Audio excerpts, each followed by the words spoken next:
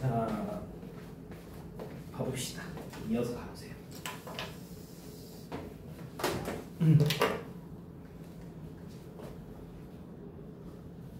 자, 이제 우리 꿈 얘기로 갈 겁니다. 모천찬 자리에 밤중만 돌아오니 초가집이죠. 초가집 찬 자리에 밤이 깊어 돌아오니. 자, 요거 별표쳐. 요거. 아까 우리 빈배가 화자한테 객관적 상관물이었잖아요. 그죠? 그런 것처럼 반벽 청등은 nur 위하여 밝았는고. 봐봐. 벽에 있는 청등은 이런 거야. 청등. 누구를 위해 밝았는가? 그게 봐봐. 임의 없음으로 인해 쓸모없게 된 자신의 처지, 이걸 보여주는 거예요. 그래서 이것도 무슨 상관물이라고 써 있습니까? 객관적 상관물.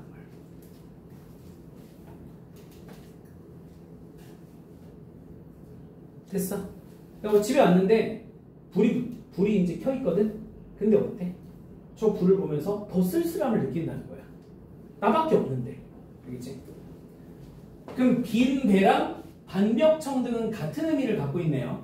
그다음 오라며 날이며 해 뜨며 바자니니. 오르며 내리며 헤매며 서성대니. 이 뭔 소리일까? 막 전전긍긍하는 거야. 막 이러고 있는 거야. 알겠지? 적은덕 역진하야 풋잠을 잠깐 드니. 요 풋잠 동그라미. 잠깐 동안 힘이 다해서 잠이 들었대. 입을 보려고 기울인 그 정성이 지극하야. 자, 중요한 거 나왔습니다. 꿈에서 님이 나타난 거야. 그럼 꿈은 임을 볼 수 있는 매개체가 되겠죠. 그래서 정성이 지극해서 꿈에 임이 나타난 거예요. 옷 같은 얼굴이 반이나마 늙어세라. 옷 같은 임의 얼굴이 늙어버렸다는 거지. 그럼 여기서 우리가 짚고 갈 거. 화자가 임의 곁에 있었을 때, 이때는 임의 얼굴이 어땠다는 거야? 옷 같았대. 아마 꾸며주고 할 거 아니에요. 그치?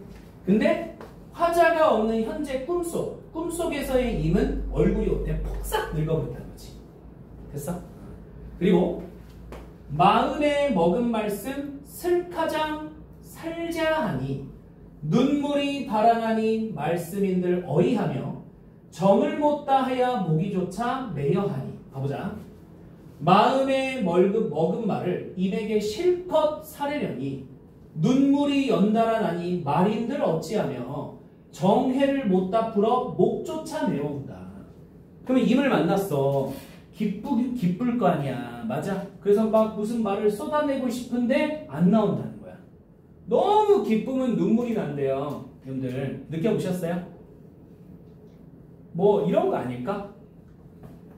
여러분들이 그토록 원하던 어떤 특정 직업을 갖게 됐어요. 기뻐 안 기뻐? 기쁜 거야. 연봉이 장난 아닌 거야. 예를 들어 기쁘지 않겠어? 울죠. 맞지? 슬픔의 눈물이야? 기쁨의 눈물이야? 기쁨의 눈물이지. 근데 자, 그 우리 웃으면서 했던 거, 오디언된 개성의 잠은 어디 끼돋던고. 자, 요놈 새끼 별표. 방정맞은 닭 울음소리 때문에 잠이 깨버렸다는 거야. 그지? 그러면 이 닭은 뭘 의미해?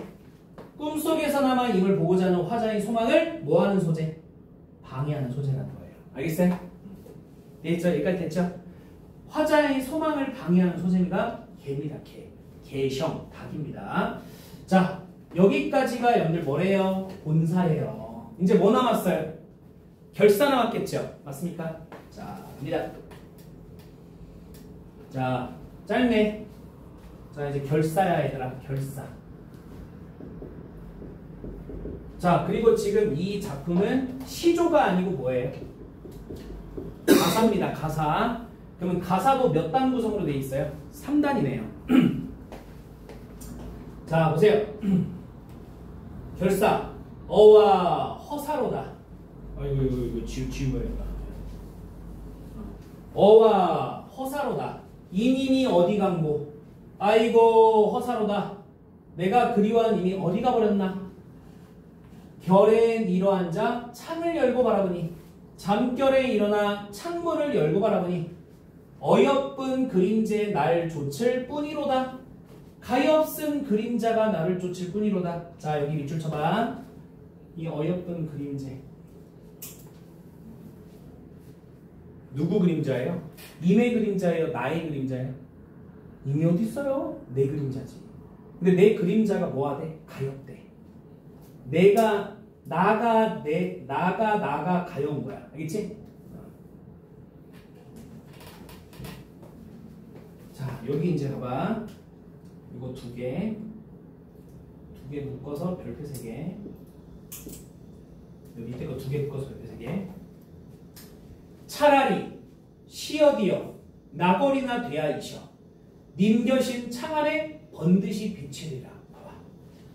차라리 죽어서 지는 달이나 돼서 낙월 지는 달이라는 거야. 님 계신 창 안에 비치리라. 임에 계신 창 안에 환하게 비출 것이다. 오케이? 그러면 여기 써있는 낙월은 여기 써있다 얘들아. 낙월은 화자의 거에 분신과 같은 존재야. 화자가 되고 싶은 존재야. 그래서 멀리서 잠깐 동안 임을 보다가 사라지는 것으로서 여기 줄 차대. 소극적 형태의 사랑입니다. 다시 낙월은 화자가 임을 위해서 되고 싶은 분신이거든. 근데 사실 달은 어때요? 계속 떠 있나요? 밤에 떴다가 어때요? 낮에 지잖아. 그러니까 이거는 소극적이라 볼 수 있다는 거예요. 자 그랬더니 여인 1이 뭐라고 했냐? 여인 1이 각신님 여인 2 뭐야 왜 이래 이거. 여인 2님 다리야 커니와 구준비나 되도셔. 자 구준비 동그라미. 각신님 달도 좋지만 구준비나 되십시오. 계속 내리는 비나 되세요. 오케이? 그럼 이게 비가 무슨 의미인데요? 봐봐. 지는 달보다 구준비가 되어 인에게 직접 다가가라고 위로한대요. 즉 구준비는 오랫동안 내리면 인의 옷을 적실 수 있는 거예요. 오케이? 그러면 여러분들 여기다 뭐라 써야 돼요? 여기다가 구준비 뭐라고 써야 되겠어? 소극적이야? 적극적 사랑이야? 적극적 형태의 사랑인 거야. 다시. 그러면 선생님이 학교 선생님이 낙월하고 저기 써있는 구준비를 비교해서 낼까 안 낼까? 내죠. 답이든 답이 아니든 내게 되는 거예요. 오케이? 다시. 낙월은 적극적, 소극적, 소극적. 되니? 그리고 구준비는 뭐라고요? 적극적 형태의 사랑입니다. 알겠죠? 자, 이렇게 해서 작품이 끝나요. 이렇게 작품이 끝나요. 자, 그러면 여러분들 15페이지 펴주세요. 일단 15페이지 펴봐요. 자, 15페이지 피면 우리 1번 있죠? 그 오른쪽에 16페이지 1번 있죠? 해봅시다. 자, 이 글에 대한 설명으로 적절하지 않은 것. 자, 이 글은 여러분들 가사입니다. 가사. 1번 사음보의 율격. 맞을까? 제가 말했지. 가사도 시조의 형식이 남아있다고 했잖아. 그래서 사음보 맞아요. 자, 그리고 화자가 몇 명 있다고 했죠? 2명. 그러니까 맞아요. 3번. 아까 각시 기억나? 각시? 여성 화자 맞아요. 그리고 한자뿐만 아니라 우리말이 주로 많이 보이죠? 4번도 맞아요. 5번. 역설법, 정칭법, 의인법 없어요. 그래서 5번이 정답. 자, 2번 문제. 자, 이 글의 화자에 대한 이해입니다. 2번 문제 좀 별표 치세요. 이게 중요한 문제예요. 첫 번째 화자는 이별하고라고 함으로써 자신의 현재상을 밝히고 있어. 얘들아 봐봐. 첫 번째 화자가 여기 써있는 여인 1이야.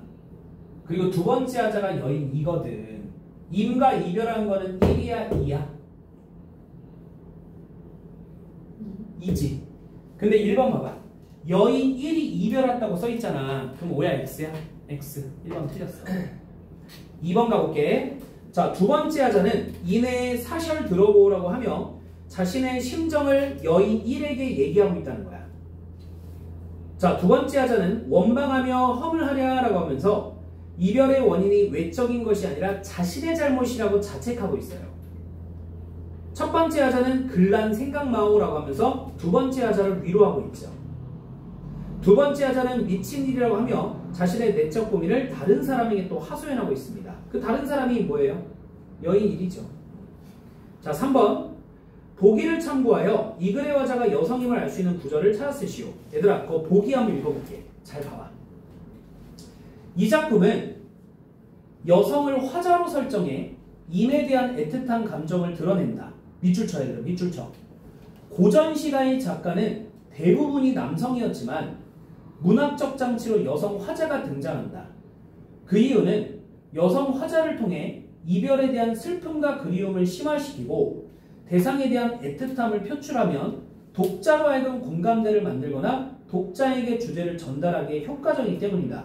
근데 좀 이해가 안 가는 대목은 아니 꼭 남자가 이별을 고하고 여자가 아파하나요? 우리 시대는 어떨까요? 그런 거 없죠. 이 시대 때는 어땠을 것 같아?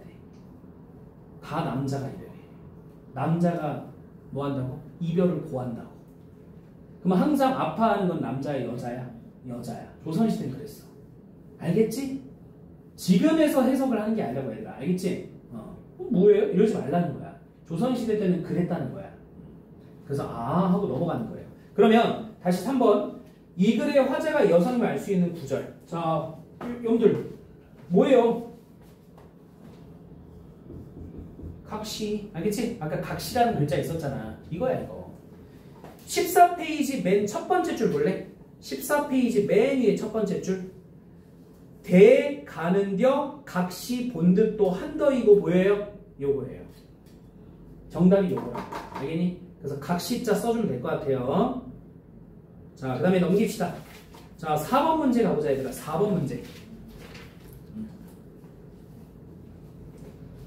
4번이 조금 어려워요. 조금 헷갈려요 이게. 보기를 바탕으로 이거를 이해하는 것으로 적절하지 않은 것. 충신 연주지사에 속하는 작품은 대체로 유배문학에 속하는 경우가 많다. 밑줄 치세요. 개인의 잘못이나 모함을 받아 궁궐을 떠나는 신하가 유배지에서 임금을 그리워하면서 자신의 변함없는 충성심을 드러내는 방식은 우리나라 전통시가에서 많이 볼 수 있대요. 그럼 1번 보자. 뱃사공은 어디 가고 빈배만 걸렸는 거를 통해 그 신하의 안타깝고 답답한 심정을 드러내고 있다. 맞지? 임을 볼 수 없잖아. 그래서 빈배가 객관적 상간물이라고 했습니다. 자, 2번. 님 다이 효식이 더욱 아득한되어 이거를 통해 시간이 지남에 따라 더 깊어지는 신하의 그리움을 전하고 있다. 이건 아니에요. 이건 아니에요. 그럼 뭐라고 써야 되냐? 옆에 써보세요. 옆에다 쓰세요. 임의 소식을 알고 싶었지만 실패함. 임의 소식을 알고 싶었지만 실패했어요. 그래서 그거에 대한 뭐예요? 안타까움을 드러낸 구절이에요. 알겠니? 느낌으로 풀면 안 돼요. 알겠지? 임의 소식을 알고 싶었지만 실패했고 그에 대한 안타까움을 드러낸 구절인 거지 시간이 지남에 따라 더 깊어지는 신하의 그리움은 아니라 이거예요. 그 말이 그 말 아닌가요? 아니에요. 알겠죠? 아니에요. 정확히 이렇게 서술돼야 돼요. 정확히 이렇게 서술돼야 돼요. 자, 2번이 정답이야. 3번. 반벽청등은 누를 위하여 밝았는고. 신하가 집에 왔잖아. 화자가 집에 왔더니 불이 밝혀있지? 근데 저 불을 보면서 더 외롭다는 거야. 나밖에 없는데. 그래서 외로운 상황을 보여주고 있고 4번. 정성이 지극하여 꿈의 님을 보니 신하의 지극한 충성심을 보여주고 있고 어여쁜 그림제 날 조칠 뿐이로다. 신하가 자신이 인식하고 있는 현재 상황. 그러니까 창문을 열어보니까 내 그림자밖에 없다는 거야. 알겠니? 내 그림자밖에. 그래서 나머지는 다 맞고 2번이 틀리게 됩니다. 자, 5번. 기역과 미음이 상징하는 바입니다. 여러분들 기역 봐보세요. 기역을 보니까 구름이 나왔어 얘들아. 구름. 구름 1번 간신배 맞아요. 산에 올라갔잖아 임을 보려고. 근데 구름하고 안개 때문에 임이 안 보이잖아. 간신. 자 2번 니은은 1월이래. 1월은 임이자 임금 맞고요. 3번 디귿 바람 물결은 뭐예요? 마찬가지 간신배죠. 그리고 리을. 자 리을은 디는 해. 강가에 혼자 서서 보는 지는 해래 해. 해가 그냥 지는 거지. 얘들아 해가 지면 분위기가 어때? 즐거울까? 쓸쓸할까? 쓸쓸한 분위기야. 그냥 쓸쓸한 분위기를 보여주는 것뿐이지 지는 해가 임금은 아니야. 자 4번이 틀렸어요. 자 그 다음에 미음 낙월. 낙월은 화자의 분신. 기억나지? 소극적 사람. 그래서 정답은 4번이 됩니다. 되십니까? 자 넘겨주시고 자 18페이지 좀 볼까요? 여러분들 자 18페이지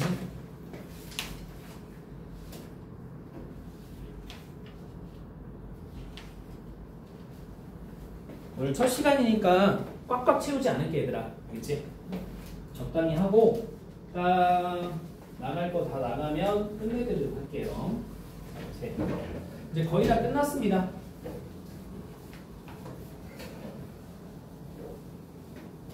자 잠깐 봅시다. 자 다음 배경설화를 참고해서 제망매가를 감상해보자. 그러면 시험에 이 제망매랑 관련된 배경설화가 나올 수 있어요. 봐보세요. 자 제망매가의 작가인 월명사는 스님이야 스님.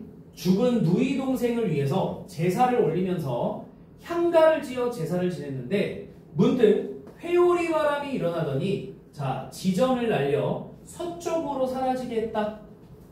자 여기 서쪽에 동그라미 치고 이렇게 쓸래? 서방 정토. 서방정토.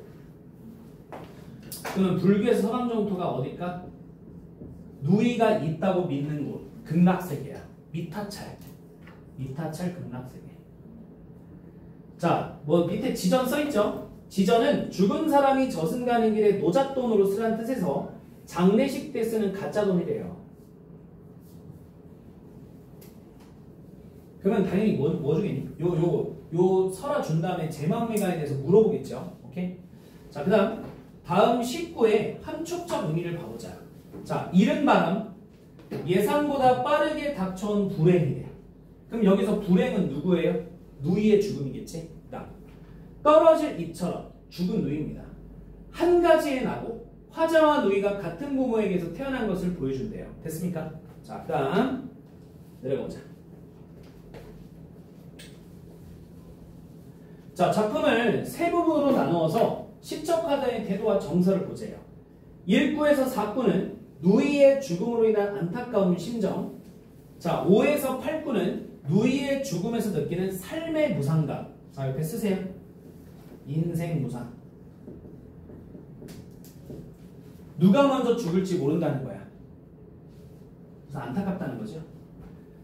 자, 그리고 9에서 10구는 슬픔의 종교적 승화.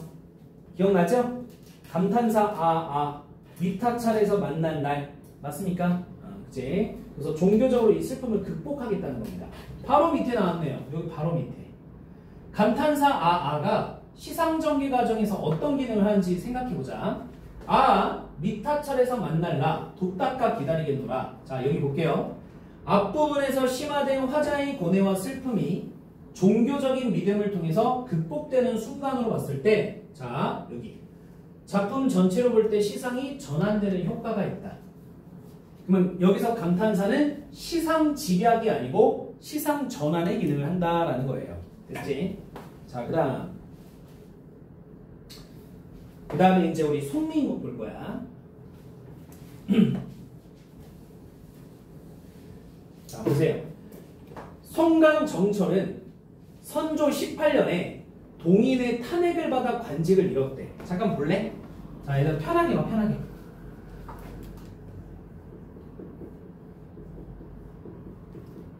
조선시대 때 있잖아. 16세기 때 1500년대거든요.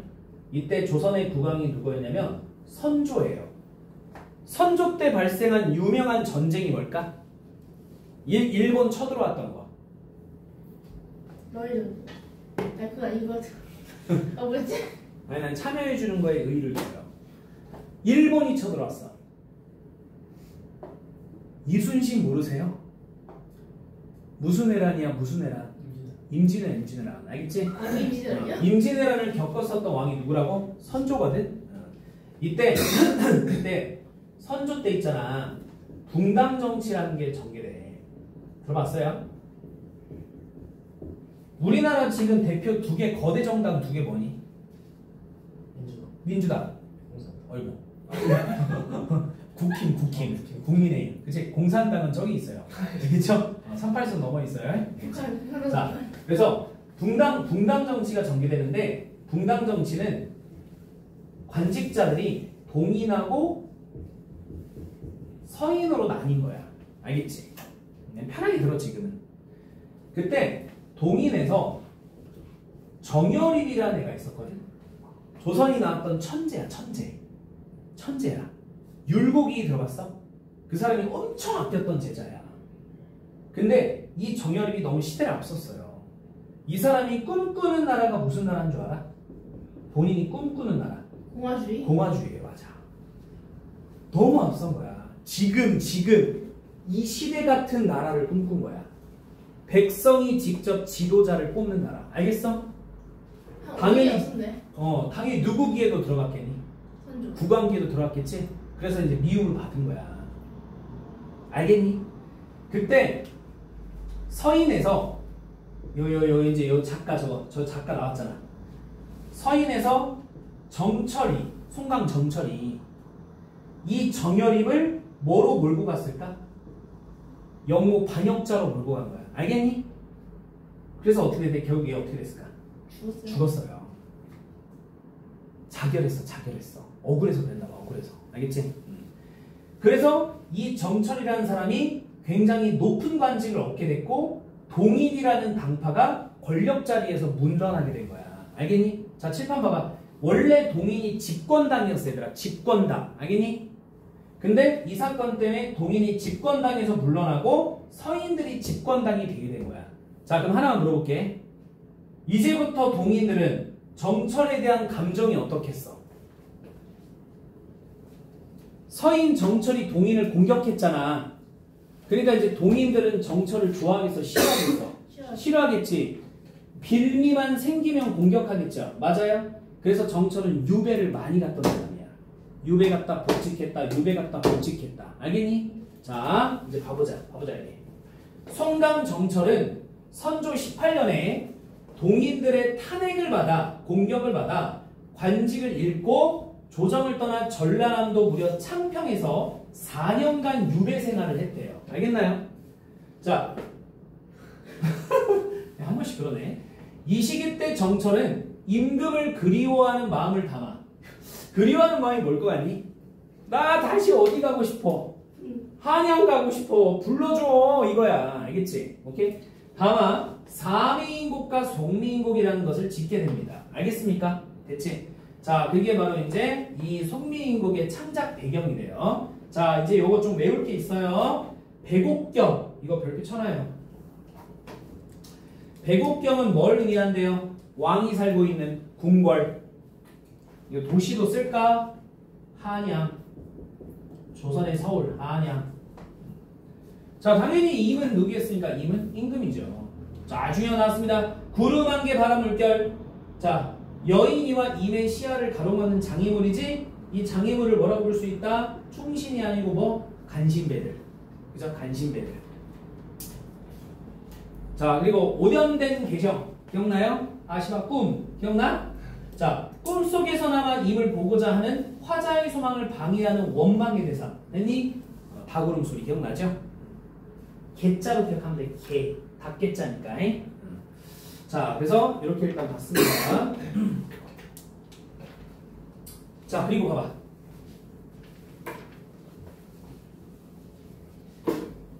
자, 여인이에게 구준비가 되라고 한 까닭을 말해보자. 차라리 죽어서 나궐 지는 달 나궐이나 돼야 이셔 님 계신 창 안에 비치고 싶다. 나궐은 소극적 존재. 아니야. 각신임 달대짐하고 뭐가 돼? 구준비가 되라는 거야. 구준비는 적극적 존재. 알겠지? 그래서 너희들 요거하고 요거 뭐 해야 돼? 비교하셔야 돼요. 비교하셔야 돼요. 한번 읽어볼게요. 나걸은 멀리서 잠깐 동안 임을 보다가 사라지는 것으로 임과의 오랜 만남이 이루어질 수 없을 것이라는 의미를 내포한다. 하지만 구준비는 오랫동안 내리며 임의 옷을 적실 수 있는 것으로 임을 향한 그리운 마음을 지속적으로 전하고자 하는 애절함을 담고 있다. 따라서 여인들이 여인이에게 구준비가 되려고 한 까닭은 멀리서 임을 바라보는 소극적 사람이 아니라 적극적으로 다가가는 존재가 되라고 권하기 위해서이다. 됐습니까? 자, 이렇게 이해하시면 되겠고, 자, 요거는 그냥 간단하다 얘들아. 아까 몇은 뭐라 그랬지 여기? 사음보. 대가는 끊고, 벼각시 끊고, 본듯도 끊고, 한결이고, 현상 끊고, 어디서 끊는지 너희들한테 물어보지 않아. 알겠지? 배곡경을 끊고, 어띠하여 끊고, 리별하고. 자, 그래서 몇은보다? 사음보다. 삼음보 이러면 안 돼요. 사음보야, 사음보. 꼭 기억하세요. 자, 그 다음에 자, 이제 아마 요거 정도 하면 거의 다 끝납니다. 아마 요것도 낼 거야, 얘들아. 어디 갔지? 이것도 아마 낼 거야.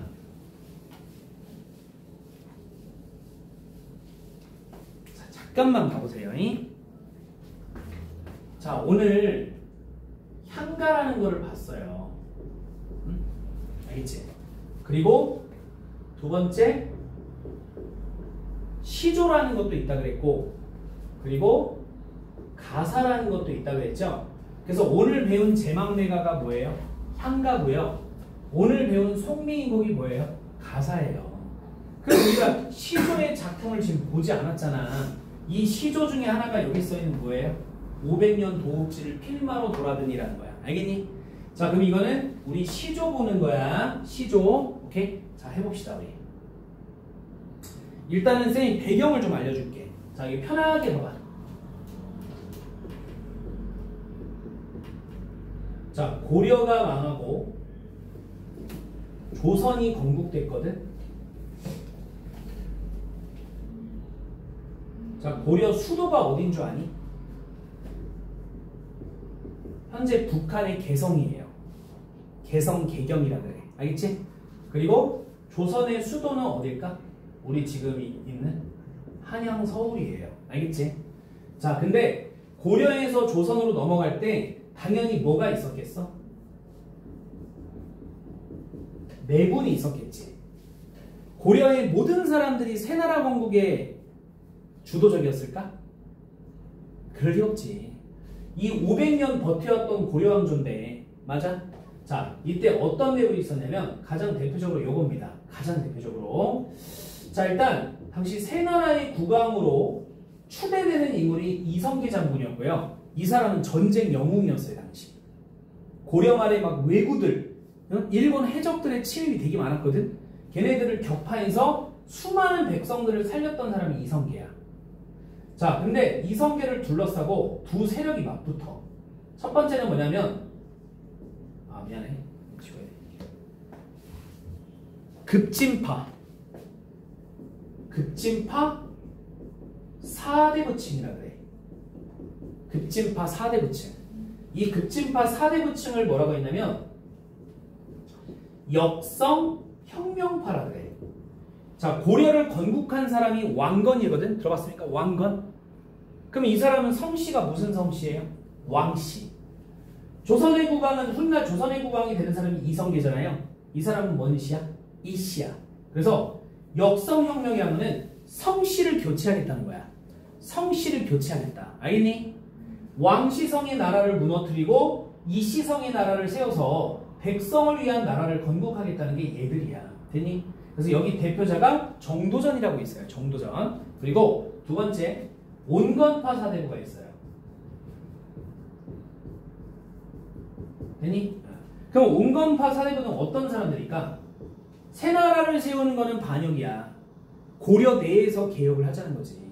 여기 대표자가 포은 정몽주와 그를 이어간 길제라는 사람이야. 알겠니? 이름이 길재예요? 길재예요. 그래서 결국 이성계가 이 온건파 사대부들을 설득하다가 설득이 안 돼. 그래서 이 온건파 사대부의 대표인 정몽주를 이성계가 자기 아들 중 가장 똑똑했던 이방원이를 시켜가지고 설득을 시켜요. 근데 설득이 될까 안 될까? 안 되거든? 그래서 이방원이 결국 철퇴로 정몽주를 살해한 거야. 알겠니? 그래서 그 후에 어떤 길재가 영남지방, 경상도 지방에 가가지고 은둔하게 돼. 은둔. 알겠어? 자, 작가 누구예요? 봐봐요. 작가 누구예요? 길재. 그럼 자신이 몸담았던 고려왕조에 대한 안타까움을 드러낸 시조가 이거야. 알겠니? 다시 이 사람은 조선 건국 세력이에요? 조선 건국 반대 세력이에요? 반대 세력이었잖아. 알겠어? 자, 이제 가보자. 500년. 자, 500년 이어왔던 무슨 왕조? 고려왕조가 도읍지를 고려의 옛 수도니까 어디겠어요? 여기 개성 필마로 돌아드니 벼슬하지 않은 신하라는 의미도 있고 한필의 말이래. 그냥 뭐야? 말 타고 옛날 고려왕조의 수도 개성을 왔다는 거야. 알겠지? 그랬더니 여기 별표야. 이건 무조건 별표지. 여기는 뭐 제일 중요한 거죠. 산천은 의구하되 인걸은 간디없다. 뭔 소리까? 자연은 그대로야. 사람의 흔적이 있다 없다? 없다는 거야. 됐니? 그러면 자연의 모습과 인간의 모습을 뭐 한 거예요? 서로 대조한 거죠? 대조법. 그리고 약간 리듬감이 있지 않아요? 산천은 의구하되 인걸은 간디없다. 이렇게 비슷한 구조를 통해서 얘기하는 걸 무슨 법이라 그럴까? 대꾸법이라고 그래요. 알겠지? 이거 외워야 돼. 자, 그래서 자연은 그대로인데 사람의 모습은 보이지 않는다. 자연은 영원한데 인간사는 정해져 있다. 유한서. 어즈버, 삼음절 어즈버. 이거 뭐라 그랬어요? 제가 감탄사라 그랬죠? 감탄사. 자, 그럼 민섭이 한번 물어볼게. 저 어즈버 감탄사는 이 시에서 느껴지는 정서를 집약한 걸까? 아니면 전환하는 걸까? 어떤 기능을 할까? 저 어즈버는? 둘 중에 하나잖아. 어쨌든 전화는 아니고. 전환은 아닌 것 같아요. 맞아요. 그죠? 그 안타까움을 어즈버라고 표현한 거야. 그러니까 어즈버를 사실 우리가 풀었으면 뭐겠어? 안타까워 이거예요. 알겠지? 고려왕조를 되살릴 수 없잖아. 그래서 어즈버 태평연월이 고려에 융성했던 시절이 꿈과 같다. 허무하다 이거예요. 알겠습니까? 자, 작가는 길재야. 자, 그러면 밑에 보자. 달래는 평시족. 자, 평시족. 그냥 시족 이렇게 알아두면 돼요. 그냥 시족. 자, 그리고 주제 보세요. 자신이 몸담았던 고려왕조에 대한 회고와 인생무사. 회고는 뭔지 알죠? 과거를 회상한다는 거예요. 자, 특징 1번 별표 쳐야지. 자연사와 인간사를 대비하여 대조하여 인생의 무상감을 표현했고 또 각종 비유적 표현을 통해서 고려 멸망의 한을 노래합니다. 자, 그리고요 여러분들 봐보세요. 이거 분명히 제가 뭐라 그랬죠? 시조는 몇 장? 3장. 초장, 중장, 종장. 봐볼래?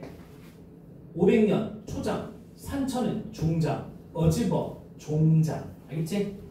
그래서 3장 6구. 봐봐. 500년 도읍지 1구. 필마로 돌아더니 2구. 산천은 의구하되 3구. 인건은 정비였다 4구. 어즈버 그죠? 태평연월이 5구. 입구민가 하느라 6구. 그래서 3장 6구라고 그래요. 됐지? 그리고 총 글자를 세우면 45자 4배 정도 됩니다. 이게 시조 형식이라고 했어요. 됐나? 그리고 종장의 첫 3음절 뭐예요? 어즈버? 저거는 뭐라 그랬죠? 감탄사. 이게 시조의 형식이야. 이거는 계속 해나갈 거야. 반복해서. 자, 그래서 이렇게 일단 받고 자, 이거 봐보세요. 이제.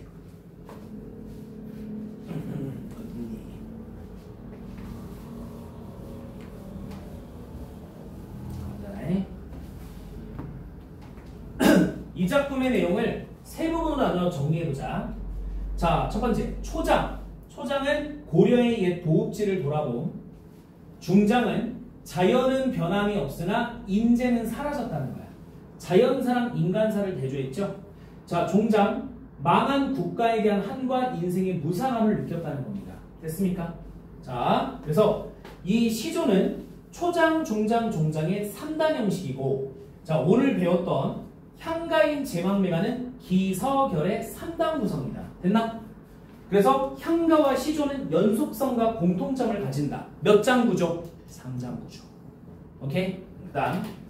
자, 이 작품의 어즈버 감탄사가 어떤 기능을 하는지 생각해보고 이를 제망매가하고 아랑 비교해보세요. 자, 볼게요. 어즈버라고 하는 이 감탄사는 몰락한 고려 수도를 돌아보며 느끼는 안타까운 심정이 집약된 감탄사이다. 됐나요? 자, 제망매가의 아는 앞부분에서 심화된 고뇌와 슬픔이 결국 종교적 믿음으로 극복되는 순간을 나타내는 그죠? 시적 전환으로서의 감탄사입니다. 됐죠? 그래서 결국 이 작품 모두 시상이 전환되거나 정서를 집약해주는 감탄사의 특징을 갖고 있다는 거예요. 자, 그렇게 이해하시면 되겠고, 자, 그 다음. 자, 그러면 송미인곡과 공통점 뭐냐는 거야. 자, 봐. 지금 위에서 봤던 거는 시조고 우리가 배운 송미인곡은 가사지. 둘 다 공통점이 여기 쓰는 몇 음보래요? 4음보. 문제를 너희들 어떻게 낼 것 같아? 대부분의 선생님들은 가, 제망매가 써줘. 나, 송미인곡 써줘. 다. 저 아까 고려왕조 500년 있지? 이거 써줘. 그럼 이거 뭔 작품이야? 향가. 이거 뭐예요? 가사. 그 다음에 다 뭐예요? 시조죠. 가나다에 대해서 옳은 것은 1번. 나와 다는 뭐뭐뭐라는 공통점이 있다. 알겠지? 알겠지? 그러니까 계속 세팅하는 거야. 계속. 어차피 이제 우리가 또 시험 범위에 해당하는 모든 단원을 넘어가면 다시 또 1단원으로 넘어와가지고 우리 또 해야 되잖아요. 그러니까 반복을 할 거니까 여러분들도 복습을 잘 해주셔야 돼요. 됐지? 여기 고딩이잖아 이제. 자, 그 다음에 사음보라는 거 체크하시고, 자, 요거 한번 읽어볼게요. 자, 요거 한번 읽어봅시다.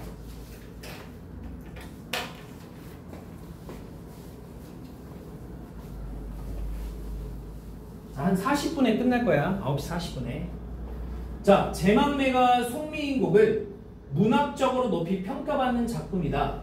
제망매가는 인간의 본원적인 문제와 삶과 죽음을 이해하기 쉽고 간결하게 드러낸 점이 탁월하다. 송미인곡은 한자 사용을 절제하고 임을 그리워하는 심정을 진솔한 우리말로 표현하여 가사문학의 백미로 손꼽히기도 한다. 백미란 흰 눈썹이란 뜻으로 여러 가운데서 가장 뛰어난 사람이나 훌륭한 물건을 비유적으로 이르는 말이래요. 오케이? 자, 그 다음에 또 넘어가 볼게요. 자, 여기 보세요. 한국 시가문학의 흐름. 통일신라 시대로 들어오면서 번성한 향가는 자, 4구체, 8구체, 10구체로 나뉘는데 그중 10구체 향가는 가장 세련되고 발전된 형태래요. 자, 이러한 향가의 형식은 우리 시가 형식의 전통을 마련하는 데 영향을 미친 것으로 평가받고 고려 말부터 오늘날까지 이어지고 있는 시조는 3장 6구 4음호 절대 잊지 마세요. 형식을 보입니다.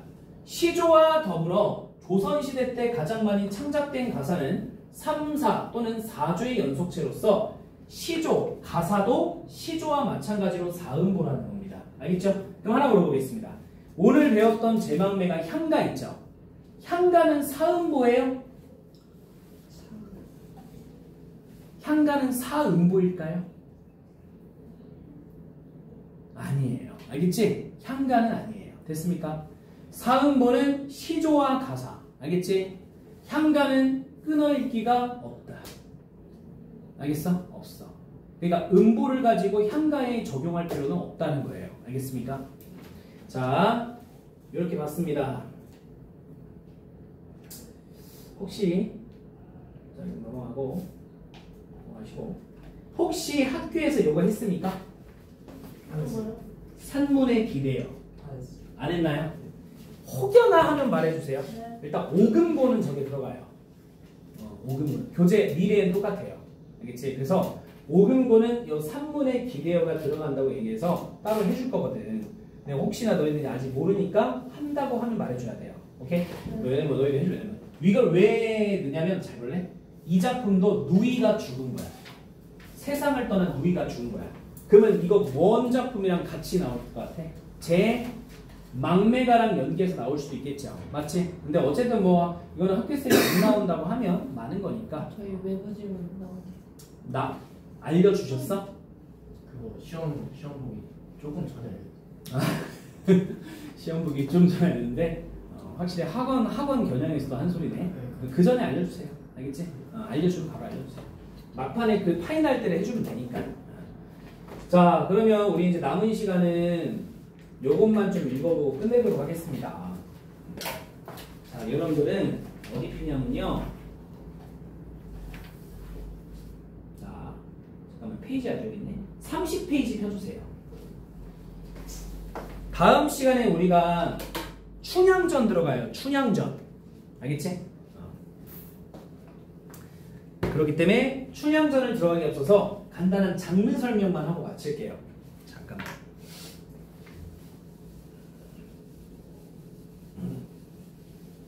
딱 10분만 집중하자. 딱 10분이면 끝나니까. 보자. 자, 고전소설. 뭐 구분은 필요 없고. 자, 이 특징. 여기 별표. 4개 이제 공부해야 돼. 5개구나. 자, 이거 다 읽을 필요 없고 딱 체크해줄게.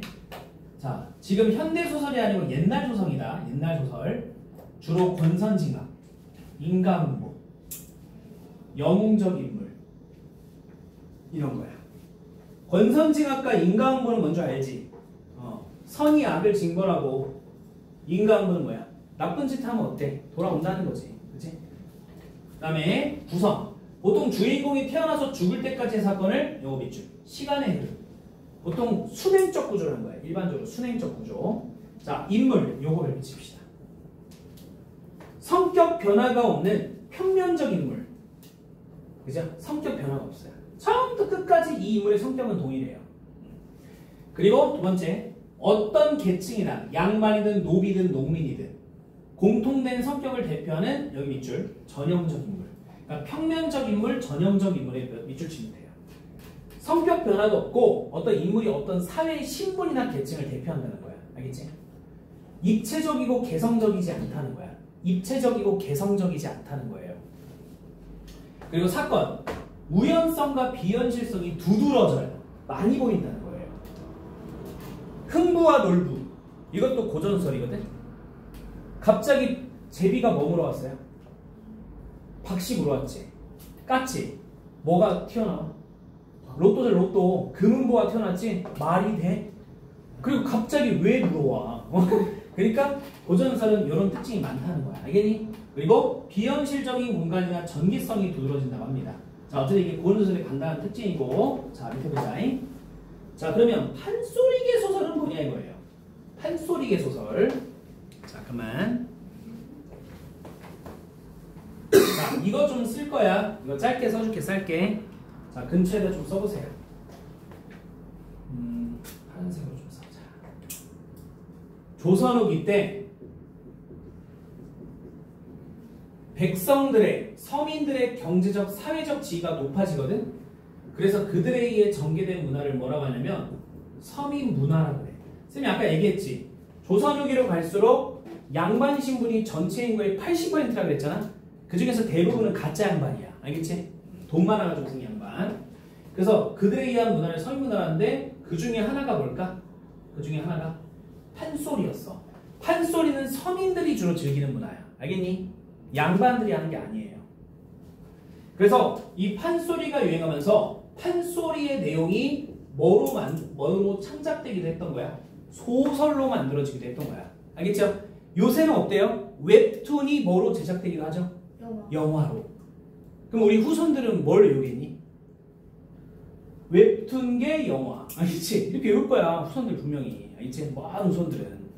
그래서 자, 조선 후기 때 서민 문화 중 하나인 판소리가 소설로 만들어진 게 뭐라고요? 판소리계 소설이라는 거예요. 이제 읽어봅시다.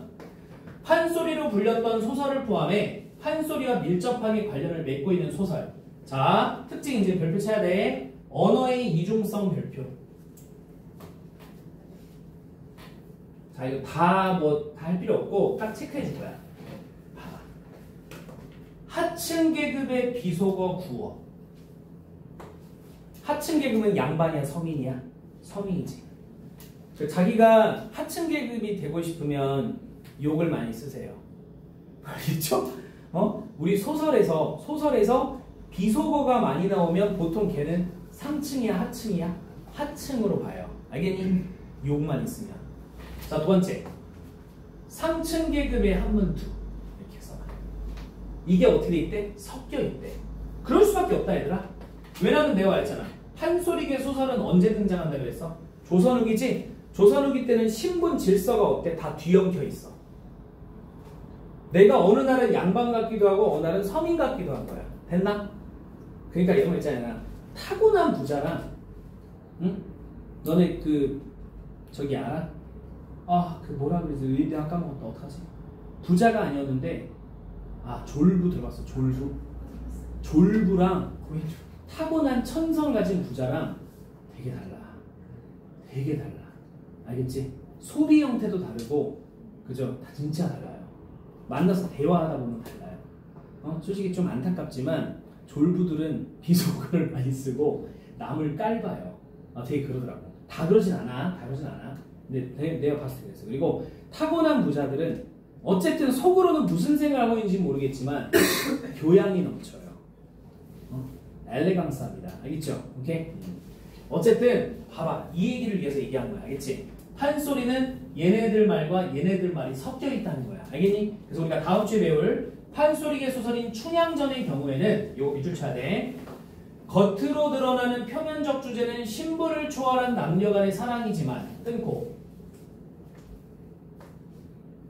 왜냐면 춘향이는 기생이고 목룡이는 양반이거든. 자, 봐봐. 숨겨져 있는 이면적 주제는 탐관오리 횡포에 대한 민중들의 저항과 신분적 갈등을 극복한 인간의 방이래. 그러니까 주제가 몇 개야 하는데 2개나 있다 이거예요. 단순한 사랑 이야기가 아니라는 겁니다. 됐어요? 자, 이처럼 춘향전은 언어의 이중성을 통한 평민과 양반이 함께 즐길 수 있다는 거예요. 됐지? 자, 넘어갈게요 이제. 자, 그다음 갑시다. 어디 있어? 이게 없어가지고 얘가 좀 불편하다. 이게 없어가지고 조금 그래. 양해하세요. 자, 두 번째 볼게요. 풍자와 해약. 자, 별표. 풍자와 해약. 자, 혹시나 풍자 해약을 잘 구분하지 못했던 아이들은 요걸 통해서 잘 알고 계셔야 돼. 잘 봐. 판소리계 소설은 웃음을 유발하며 사건을 진행하는 경우가 많대. 자, 이제 밑줄이야. 이는 지배층이나 부정적 사회현상에 대한 풍자적인 웃음일 수도 있고 끊고 슬픔을 웃음으로 해소하려는 해약적인 웃음일 수도 있대. 그럼 풍자랑 해약의 공통점은 웃음이거든? 근데 차이점이 뭐냐? 풍자의 웃음은 그 안에 뭐가 들어가 있을까? 조롱, 비난, 비판 이런 게 들어가 있어. 그러면 해약의 웃음은 뭐가 있을까? 안타까움, 연민 이런 거야. 알겠지? 이해 갔어? 그래서 둘 다 웃음이지만 성격은 좀 달라요. 자, 그 다음에 언어유의 별표. 언어유의는 뭘까? 말장난이야. 말장난.